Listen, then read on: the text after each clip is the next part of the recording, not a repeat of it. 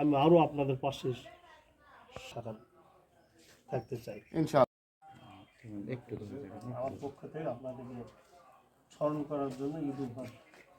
আমি রাখবো। আমি অসহায় মানুষদের পাশে থাকতে চাই না, সেটা তো আপনার দুইটা কথা বেশি কথা বলা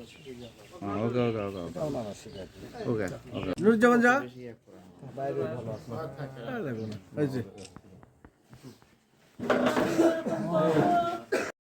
হাতে না যাওয়া লাগবে না বই খাওয়া না এটা বৈশাখ থেকে ওই রোডে আছে দর করে না ভাই আমরা এবার বলেছি এবারে ভিডিও ডাকে নিয়ে কত জন এরকম আমাদের